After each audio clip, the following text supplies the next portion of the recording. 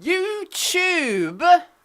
How you doing? We are back again, aren't we, Dan? We are back again. We're like cockroaches. You know, you two try and flush us down the toilet, but we always crawl back up, don't we, eh? Speaking of cockroaches, look what I got, look what I got, look what I got! More McDonald's deals from the Monopoly. An apple pie or a fruit bag? Have you ever had...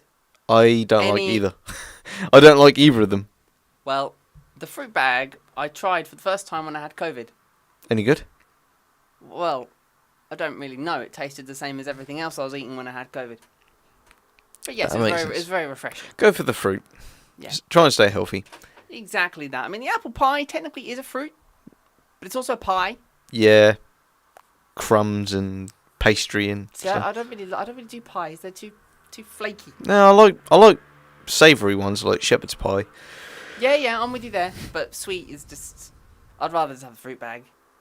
Yeah, I guess. Anyway, yeah. We're not here to talk about fruit bags. Yeah, we're not food reviews. We're film reviews, Dan. That's right. We are the fruit bags, and we give you the film stuff, right? Yep. That's right. You gotta have snacks with the movie, Tommy. Exactly. And we are continuing with Space September, aren't we? Oh, we are. Where this YouTube channel simply goes out of this world. I mean, it already was, to be fair. Yeah. We already are. Do you know, we need some special lights in here rather than that thing. But yeah. I mean, we're on a budget. Yeah. Well, you know, if we get more views, maybe, you know, like a bit of cheddar cheese coming in the bank, then we get one view. Oh yes. We'll wait and see. Anyway, Tommy, we are in Space September, and that means you've got another film from the world of space. Yep. Tell us more. I've decided to go for the film Man of Steel, which came out in 2013. Now, this is kind of crossing the boundaries of sci-fi September, because at its core it's not sci-fi September, it's Space September. Yes, but this is a superhero film at its core, but because of the nature of Superman being from another planet, having to travel through space to come to Earth, I didn't know that. And also the villains of the film are also from his planet and have to travel to space to come to Earth to try and take it over.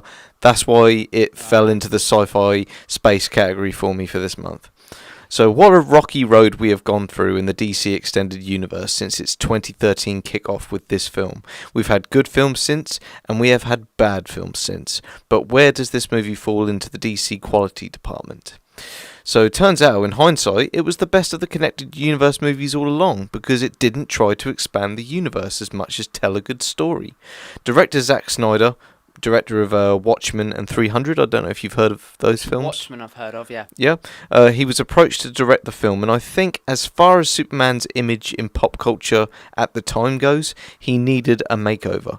What also makes this film the best one since the Dark Knight trilogy is that the director and writer of those movies, Chris Nolan and David Goyer, also joined the project with Nolan acting as a producer.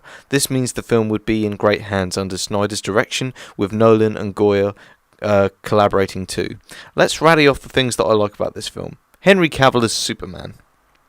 Cavill was almost cast as Clark Kent in 2006 Superman Returns, and also, wait for this one, he was also nearly cast as Edward Cullen in the Twilight franchise.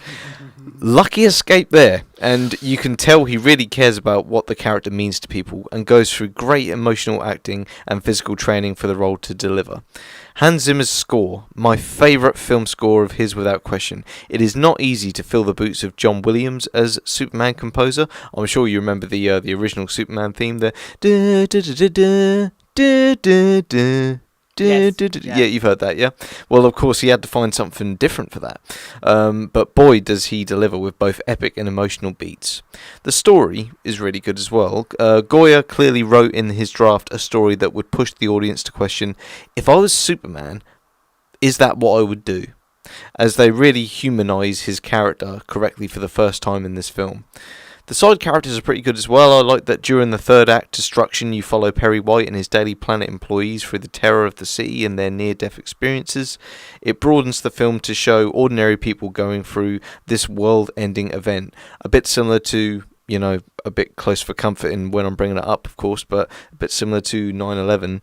A very similar event happens at the end of this film, which is quite comparable to that. Right. You know, in a big city, things go to hell, and yeah, it's very reminiscent of that, I found.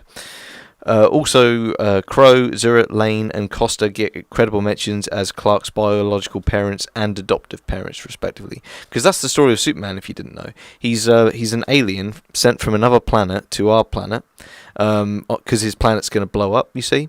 So his parents send him away, a bit like Moses in the basket. They send him away just as the planet explodes. So he's the last of his kind, or so he thinks, and he gets sent to our world, and he gets raised by a farmer and his wife, and they train him up with they raise him with all these values of being good and honest and being a hero, but he's ultimately an outsider because he has these abilities that he doesn't know how to control. So it's all about nature versus nurture, to be fair. What else have I got here?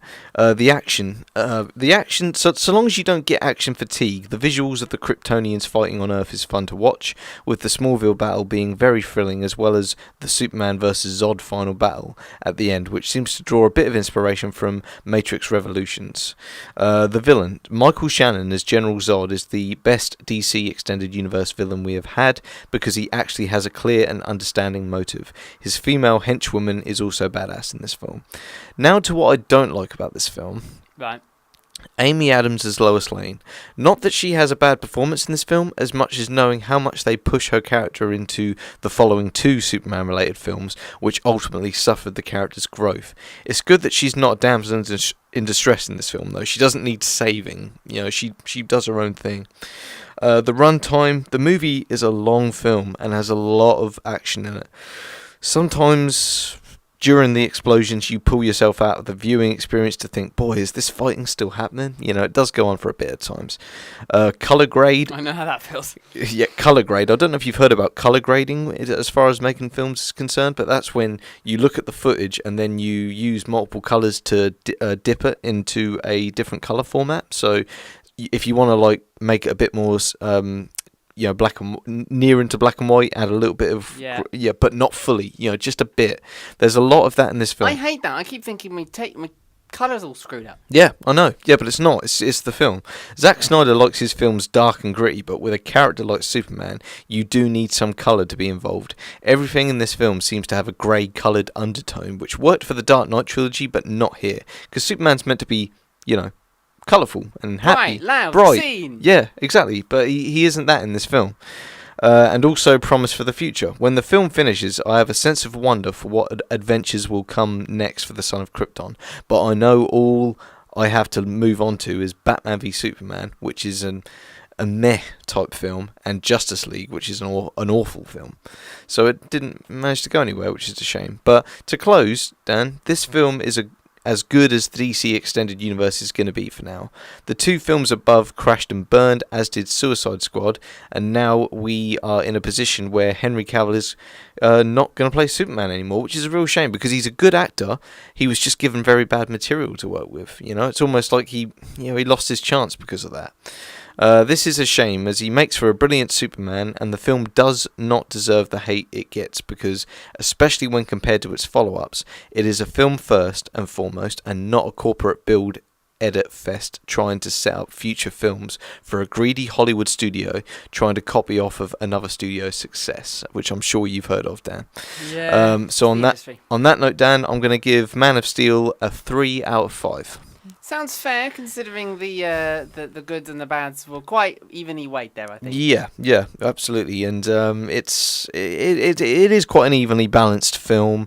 It's a bit long. The action can go on for a bit long as well, but it does have great music. It has a good lead in the in the form of Henry Cavill as Superman, and the visuals are quite interesting. I just wish it had been a bit more colourful. There's actually a video on YouTube who I can quote as, just for people listening, so they can check him out. So, watching. What? You're on camera. And watching, of course. Yeah. But they might not be. Yeah, they might be looking elsewhere when they're listening to us. We might be minimised. So there's a YouTube video called "What If Man of Steel Was in Colour," and that is by Romario Prado. He did this 8 years ago, this video, and he's got over 105k views on it, so it's certainly worth checking out. Please do check out that video if you've not been bored enough listening to us talk about it and want to hear maybe someone a bit more expertise on the matter. Don't think that sentence is constructed very well. No.